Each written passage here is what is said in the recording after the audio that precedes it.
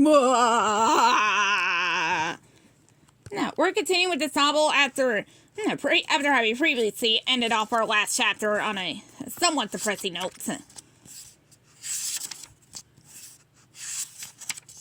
Well, no, let's see. Now, cheer up, everyone.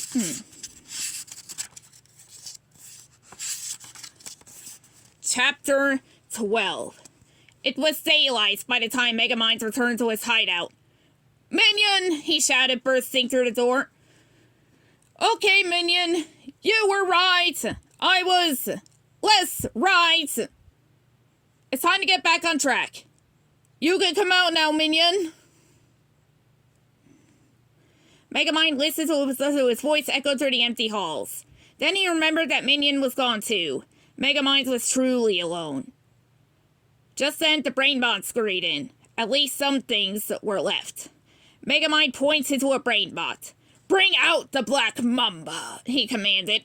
The brainbots flew through a hallway and unlocked a glass display case with the words, "The most frightening cape-collar ensemble the world has ever seen," written on it. Quickly, the brainbots dressed Megamind in an evil-looking black boots and an even scarier-looking pair of black gloves. Then 2 brainbots flew to Megamind's shoulders and draped a cape around his neck. And for the finishing touch, the brainbots applied powder to his head and black eyeliner under his eyes.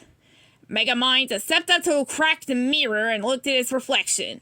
The transformation was complete. Megamind looked over at his ideal wall and scanned the steps from prepare to get Titan to robot to step number 91, fight Titan. Now, he picked up a jelly donut and drew a circle around step number 91. Then he held up the donut and crushed it.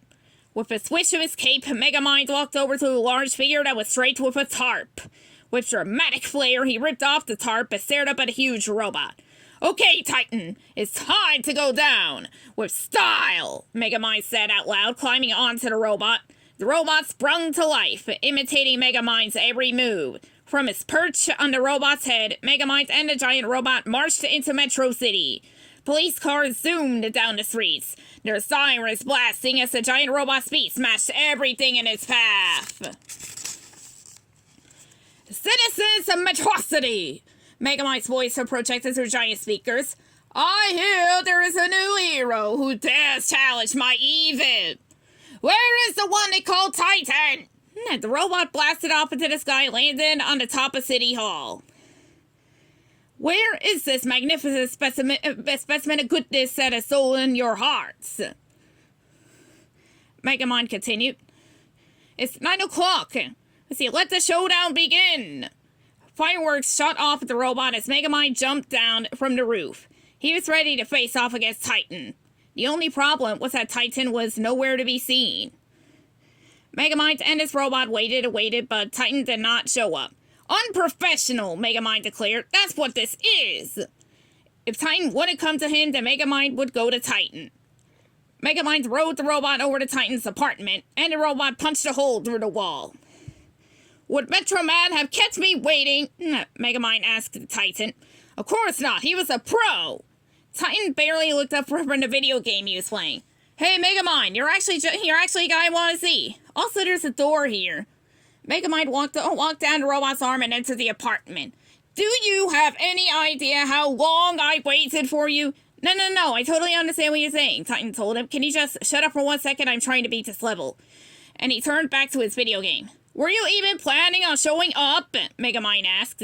"Well, at first I was going to because, that's what I figured I was supposed to do."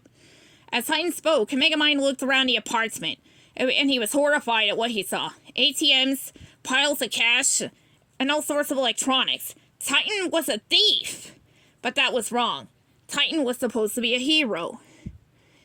"Being a hero is for losers," Titan said. "It's work, 24/7, and for what?" Titan picked up a picture of Roxanne in Metro Man's arms. "I only took the gig to get the girl, and it turns out Roxanne doesn't want anything to do with me." "Roxanne?" "Roxanne Ritchie," Megamind asked. "Yeah, Roxanne Ritchie," Titan said. "I saw her having dinner and making googly eyes with some intellectual dweeb." Megamind realized that Titan must have been spying on him and Roxanne during their date. Oops. Then, Titan told Megamind that he thought the two of them should team up. With Titan's power and Megamind's big-headedness, they could rule the city. Megamind couldn't believe his ears. He and Titan team up? That was ridiculous. I even drew up some new costume designs, Titan said, showing him some drawings. Megamind was dumbfounded. Costume designs? You'd be the brain, so you get a little brain in your costume and I'll have the brawl on mine, Titan explained. There's only one villain in this city, and that's me. Now, Megamind declared, I certainly don't need a partner. I was thinking you'd be more like my assistant, Titan told him. Megamind stared at him in disgust. I can't believe you. All your gifts, all your powers, and you squandered them for your own personal gain. Yes, Titan agreed. No, I'm the villain. You're the good guy. I do something bad, and you come and get me. That's why I created you. Megamind shouted. Yeah, right. You're nuts. Space Dad told me, Titan started. Megamind pressed a button on his watch. It was instantly transformed into Space Dad. You should be more like Metro Man, he said. Titan screamed as Megamind turned back into himself. Titan couldn't believe he had been tricked. Megamind saw that Titan was getting upset. Maybe if he continued to taunt him, he'd be in the mood for a fight. I'm also the intellectual dweeb, Megamind said as he turned himself into Bernard. No, was all a shocked Titan could say. No, let's see. And we were smooching up a storm, Megamind said, making a kissy face at Titan. Titan's blood began to boil. See, when I get my hands on you, I'm gonna... But Megamind didn't let him finish his sentence.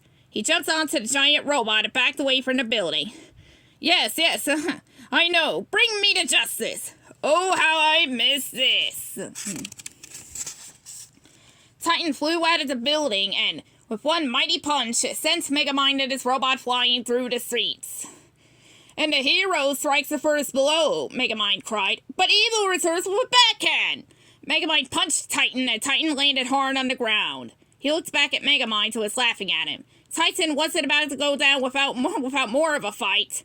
He let out a growl and flung himself forward. He flew through the air in search of Megamind, but Megamind and his robot were hiding behind a tall building. They watched as Titan flew past them.